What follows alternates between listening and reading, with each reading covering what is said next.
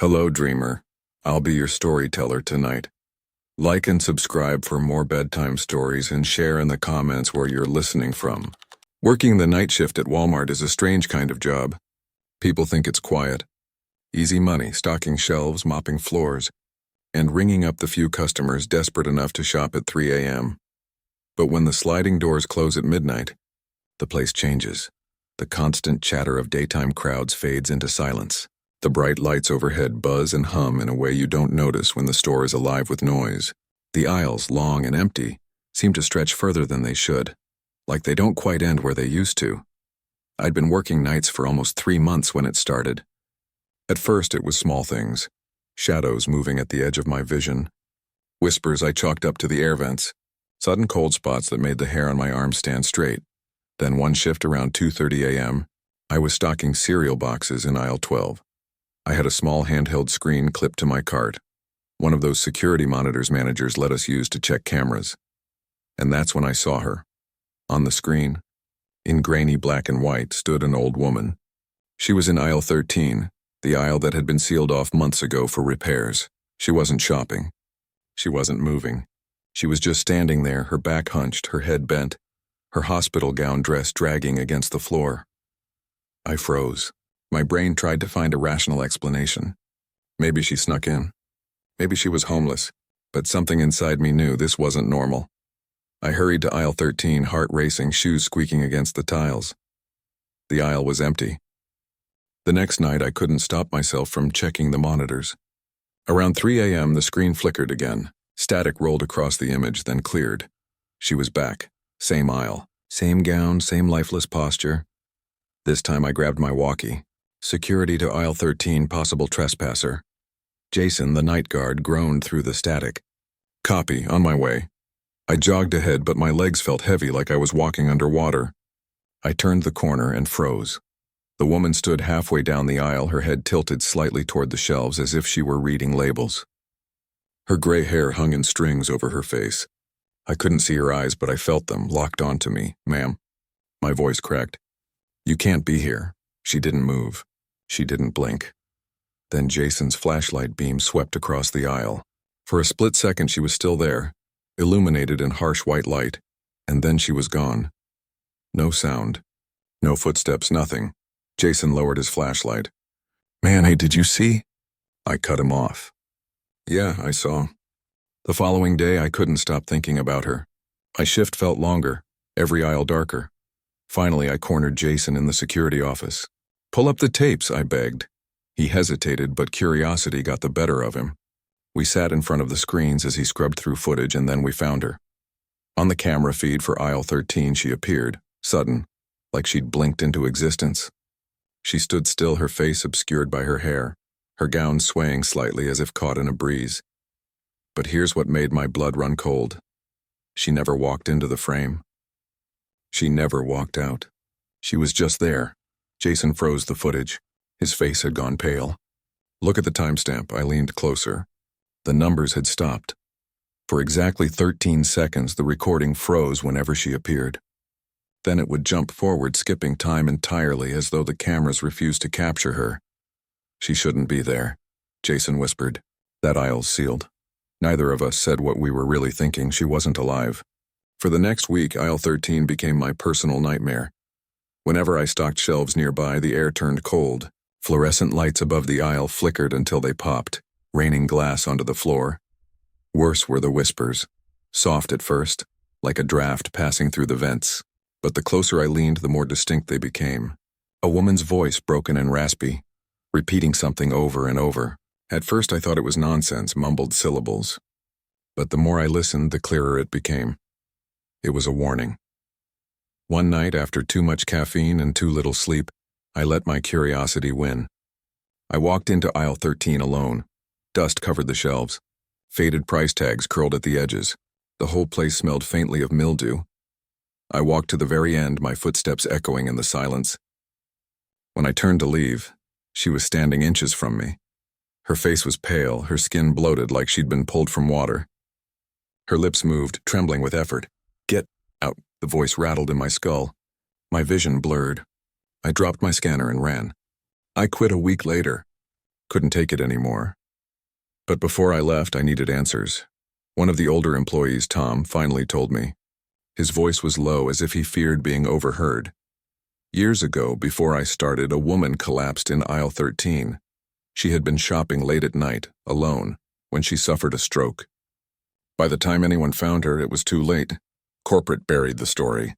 No press, no lawsuits. They remodeled the aisle, sealed it, and acted like it never happened. But sometimes, when the store is quiet and the cameras flicker, she comes back. Jason still works there. He texted me last week. She's still here, the message read. But this time, she moved closer.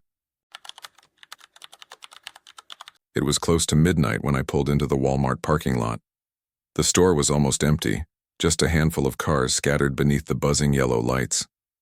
I hated shopping at night, but I'd run out of dog food and figured it would be quick. Inside, the store was too quiet. The aisle stretched on endlessly, lit by harsh fluorescent lights. My footsteps echoed as I pushed the cart, grabbing what I needed. That's when I saw him, tall, thin, standing at the end of the aisle, staring. His clothes were too dark to make out, his face hidden in shadow. I froze for a moment, but when I blinked, he was gone. I brushed it off. Maybe just another late-night shopper, but something in my gut twisted.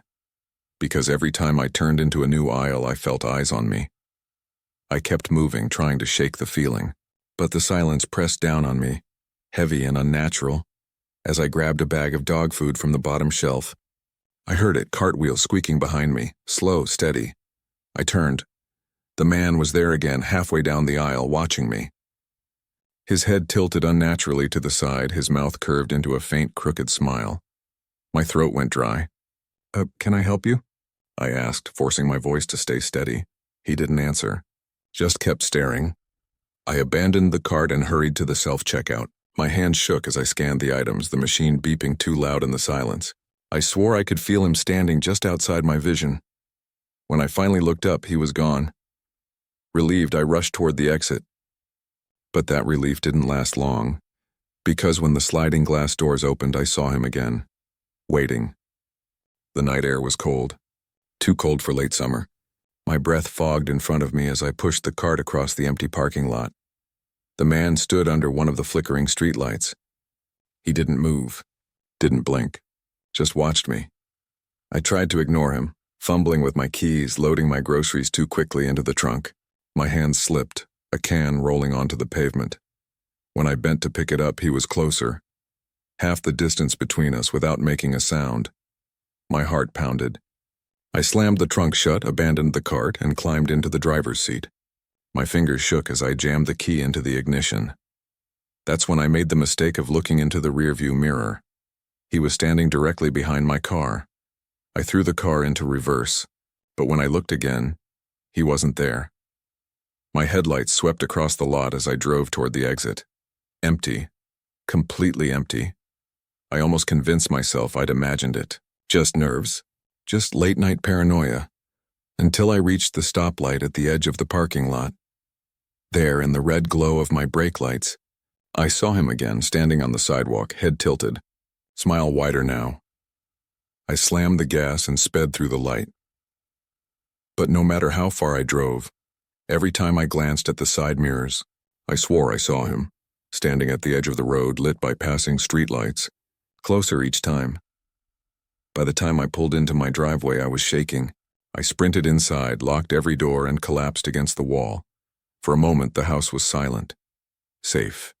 Then, a sound, slow, steady, cartwheels squeaking against the driveway. I didn't sleep that night. Every shadow stretched too long. Every creak in the house felt wrong. I kept telling myself I was imagining things, until the next morning when I checked my security camera footage. At 3:07 a.m., a tall, thin man appeared at the edge of my driveway. He stood still for almost an hour, just outside the glow of the camera's infrared. At 4:12, he walked out of frame, but before he disappeared, he looked directly into the camera and smiled. I went back to Walmart a week later during the day this time. When I asked one of the cashiers if anyone had ever seen a tall, thin man hanging around, her face went pale. "You've seen him too?" she whispered. She leaned closer, lowering her voice. "People say he isn't human. He only shows up to customers who shop alone late at night. And once you see him, he follows you home. I was working a late shift at Walmart, pushing a cart stacked high with boxes. The store was almost empty, just a few insomniacs wandering the aisles. I turned into the hardware section, where it's always too quiet, and that's when I saw him. An employee. He wore an old Walmart vest, faded navy blue with a name tag that looked wrong. The logo was outdated, like something from the early 2000s. His hair was neatly parted, his glasses reflecting the fluorescent lights. He smiled at me as I pushed my cart past. "Need help finding something?" he asked. His voice was calm, polite, almost friendly. I shook my head, muttering thanks, and kept walking. But when I glanced back, he was gone. The next night, I asked around. "Hey, who's the new guy in hardware?" My coworker Denise frowned. "What new guy?" I described him, the vest, the glasses, the neat hair. She stared at me. "Nobody like that works here." I laughed it off, but the unease lingered. Later that shift, I was called to clean up a spill near the garden section. As I mopped, I felt someone behind me. I turned. It was him. Same faded vest, same polite smile. "Need help finding something?" he asked again. My throat went dry. "No, I'm fine." He nodded, turned down the aisle, and vanished when I followed. I couldn't stop thinking about him. Jason, the night guard, owed me a favor, so I asked him to check the cameras. We scrubbed through footage of the hardware section, frame by frame, and there he was. The employee stood in the aisle, smiling politely, hands folded in front of him. But when Jason tried to zoom in, static filled the screen. "Glitch," Jason muttered. But the glitch only happened when the man was on camera. Worse, his reflection didn't match in the footage. The man's reflection in the shiny floor didn't move the same way he did. It lagged like an old recording. I felt my stomach twist. "What the hell is that?" Jason didn't answer.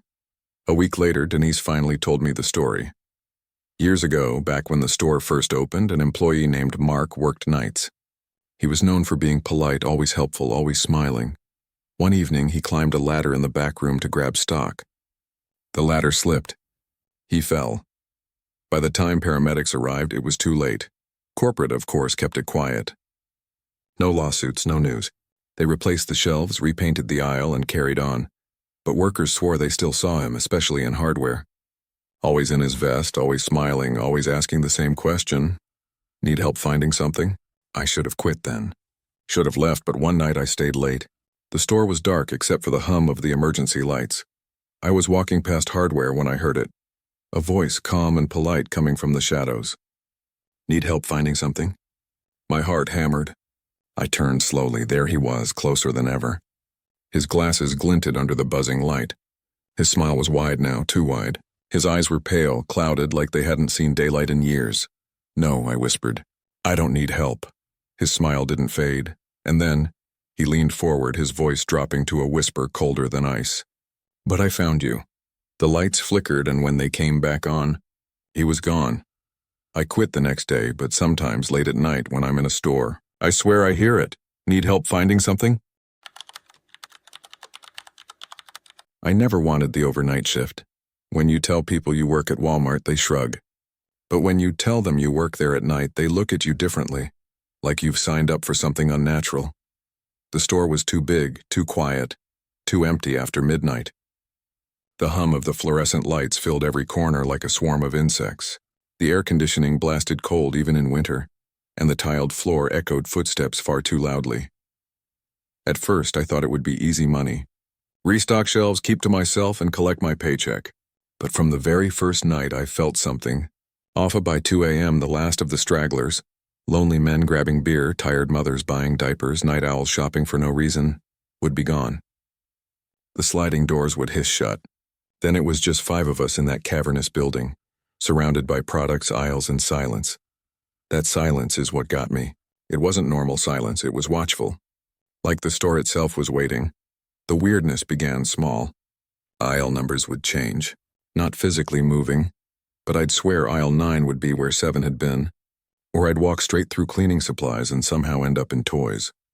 One night I asked Sandra, a woman in her 40s who'd worked there for years, if she noticed it. She froze, lips tight, and muttered, "Don't think about it." Just keep working. But that only made me think about it more. The second week, I was stocking clothes near the back when I noticed something that nearly made me drop the box in my hands. A mannequin stood at the end of the aisle, facing me. I frowned.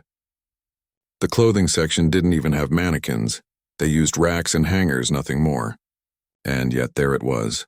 Glossy white, smooth face, arms slightly bent. I blinked, and it was gone.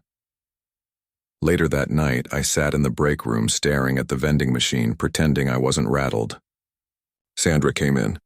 She sat across from me, eyes bloodshot, sipping stale coffee. Then, without looking up, she whispered, "Don't turn your back on them." I felt a chill crawl down my spine. "On who?" I asked. She didn't answer.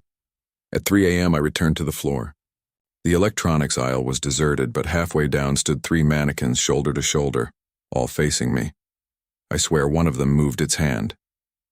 Just a twitch. I avoided the clothing aisles after that. I stuck to groceries, safer, I thought. But one night, my supervisor assigned me to the freezer section. The freezer aisle felt wrong the second I stepped in. It wasn't just cold, it was freezing, far colder than it should have been.